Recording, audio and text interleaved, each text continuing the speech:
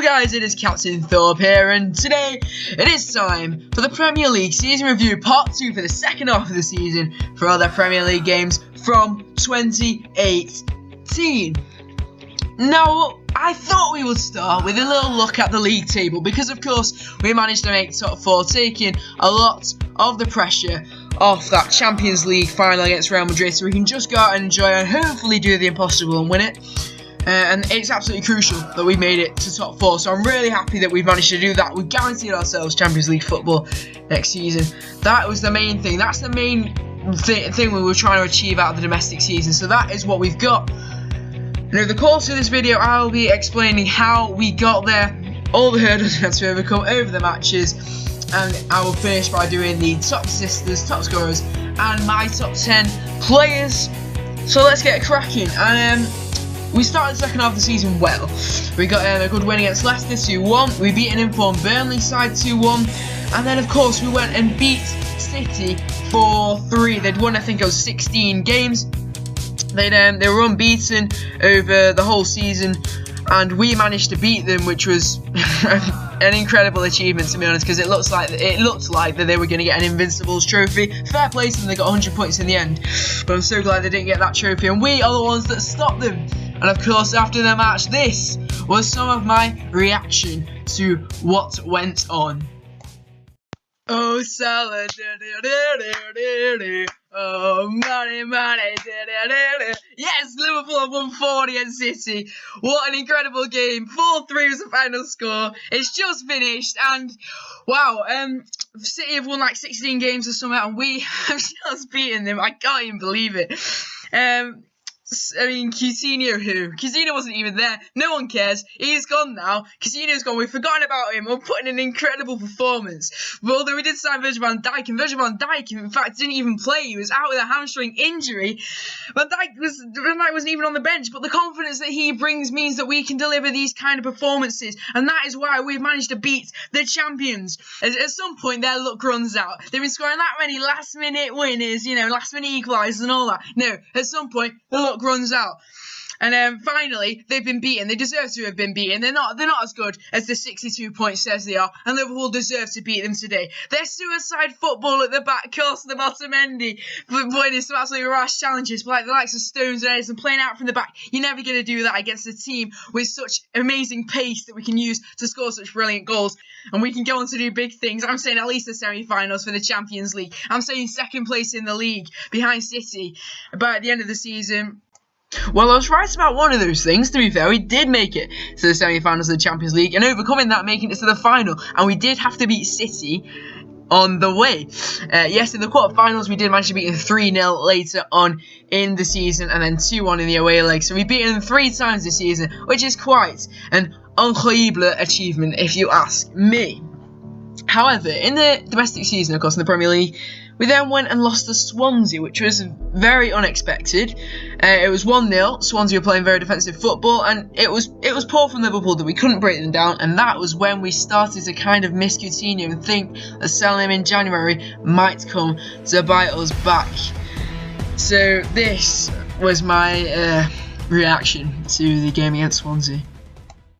Swansea are literally the worst team in the Premier League, and we've just lost to them. How is there any defending that? There isn't. It's pathetic. It's absolutely pathetic. They were 6 points adrift from staying up. Clearly the worst team in the Premier League, and how have we lost to them? They played 5-5-0. They literally had 2 banks of 5, and we couldn't break them down. They just sat and defended. That's all they did. They just sat and defended. They're at home, and they just played for a point.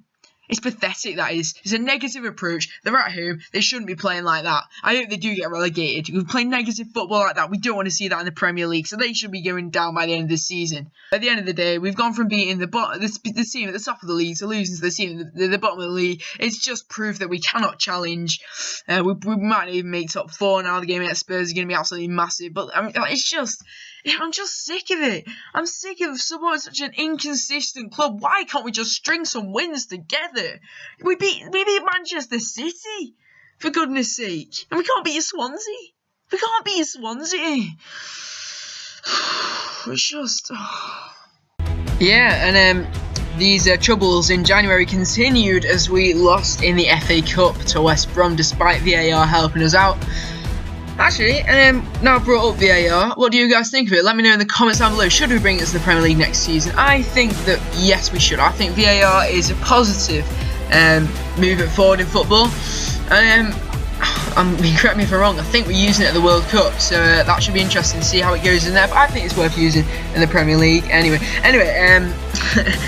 after that, of course, as mentioned in there was a crucial Spurs game coming up, and it was going to be a crucial one. However, we were done by the referees, which is not what you want in your sandwiches, but yeah, we were. And again, not long after the Swansea one, here's another rant on my channel. This is what I have to say about that dreadful finish to the Spurs game that finished 2-2.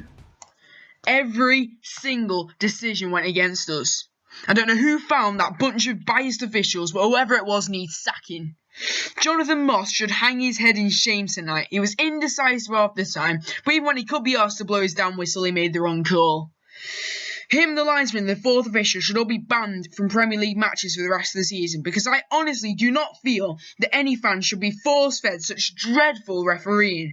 The two major appalling decisions were the two penalties. The first was clearly offside and a blatant dive by Harry Kane. The linesman knew full well, but he still let Jonathan Moss point to the spot. It's a good job Kane crumbled under the pressure and missed. Then Salah went on to score a wonder goal at the end. What a phenomenal human being that man is. But the referee went on to give yet another penalty in the 95th minute.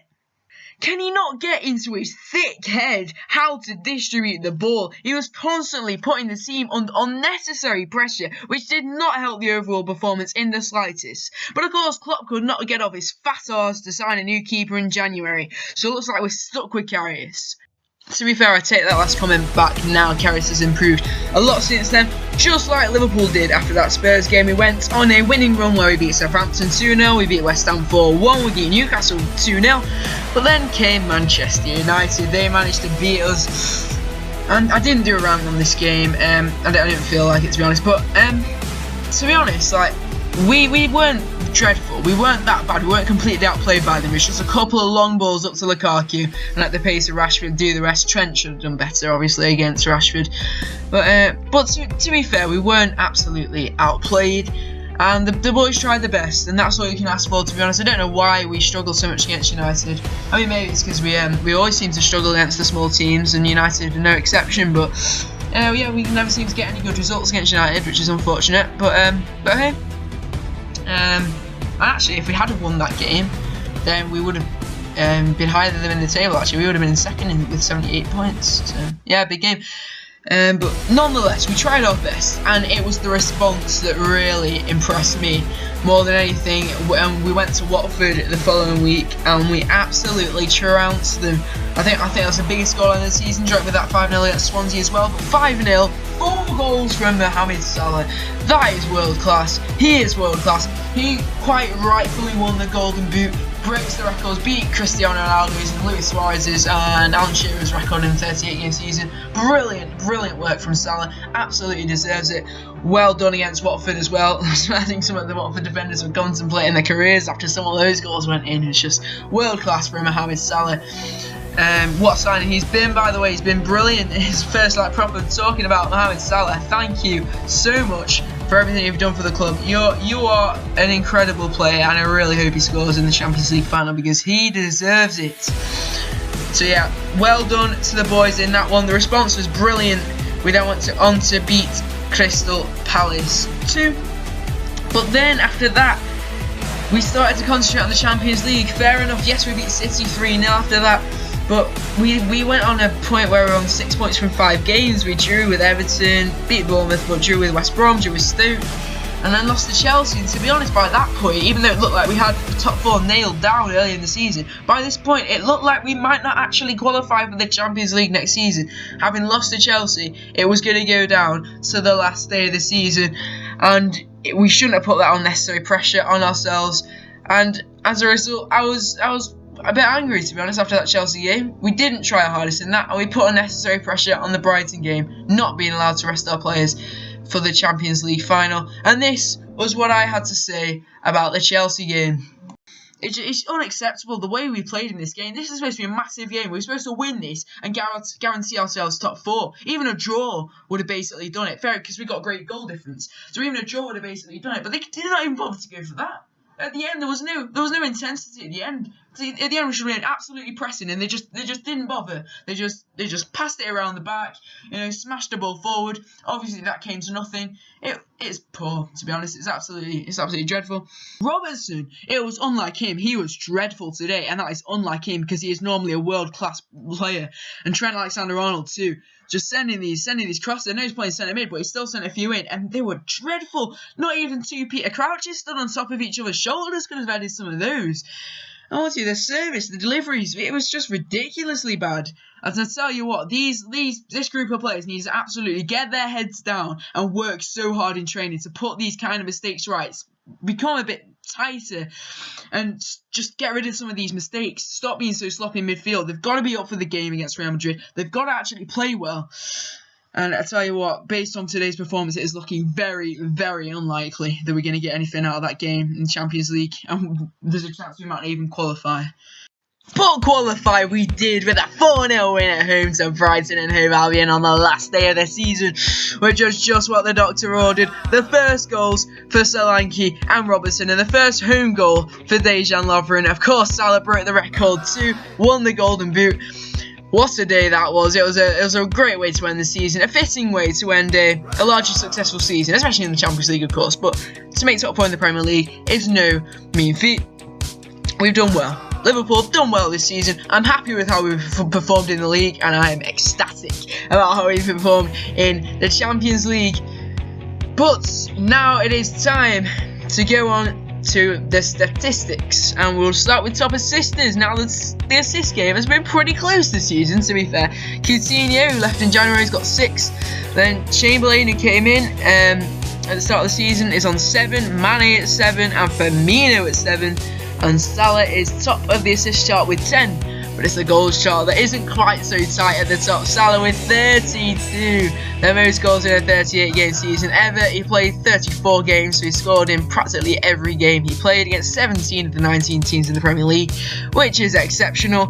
Firmino did very, very well with 15, so did Mane with 10. And Coutinho got 7 early in the season, and Oxlade-Chamberlain is joint with Chan at the bottom with 3. Moving on to my top 10. Now, please let me know if you agree with my top 10 down in the comments below. But I will kick it off with Trent Alexander-Arnold. He deserves a place in the top 10. There's a lot of players in contention. I think there's about 14, 15 players that are really in contention to be in top 10. I could have picked any. Trent deserved a place just because this was his breakthrough season. He's aged just 19 and he's been given a call up to the England squad. Yes, Trent. Yes, lad. Go do us proud this summer. And of course, cats with the up subscribers. Of course, there'll be loads of content from me about the World Cup over the summer and the transfers too. I didn't actually make a squad reaction, but I may do that when I do my World Cup predictions coming soon. But anyway, Trent Alexander-Arnold is in that squad and he deserves his place. He's in the Champions League final too in his breakthrough season at Liverpool. Well done to you, sir. 18 starts, 1 goal, 1 assist. Fair play. Good, solid work from the teenager. At number 9, we have the captain Jordan Henderson. Just because he's just so reliable. He wasn't been particularly creative in the last few minutes, but we can always trust in him. We can always rely on him. England can rely on him as the captain in the World Cup. Hopefully the captain. Hopefully don't give it to Harry Kane. Sorry.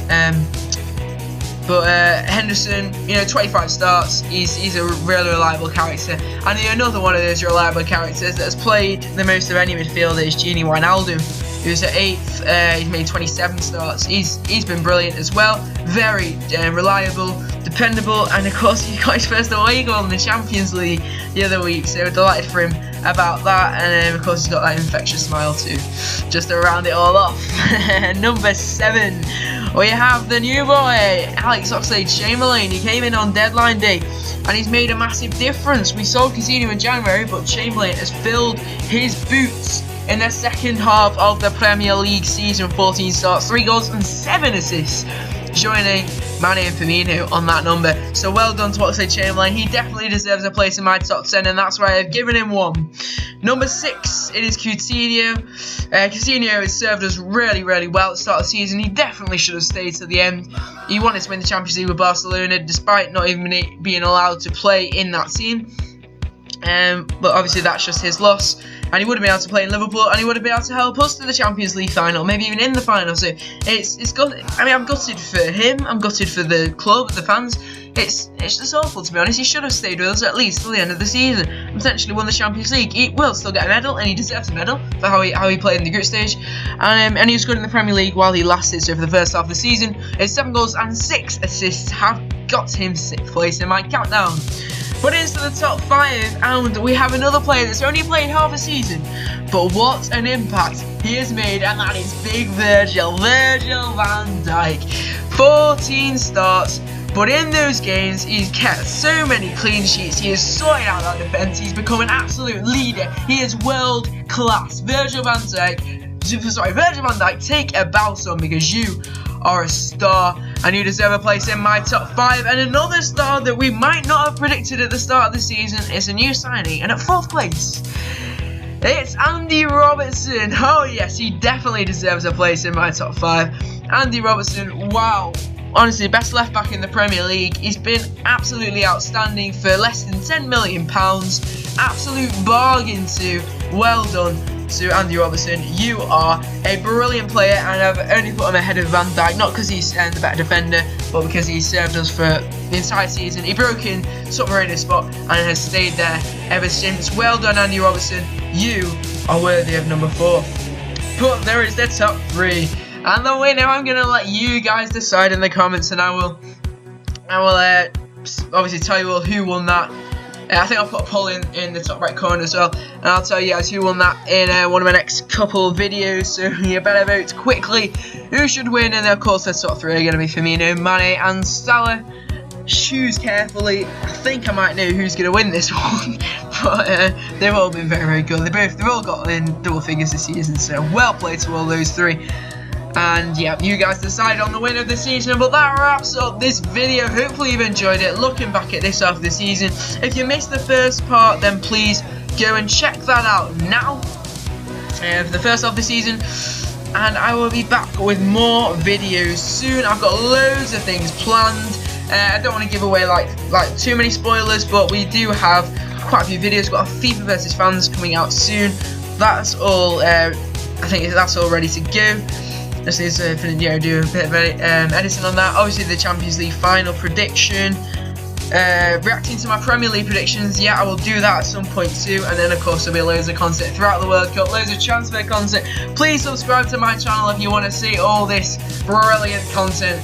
And I will catch you guys later. Adios.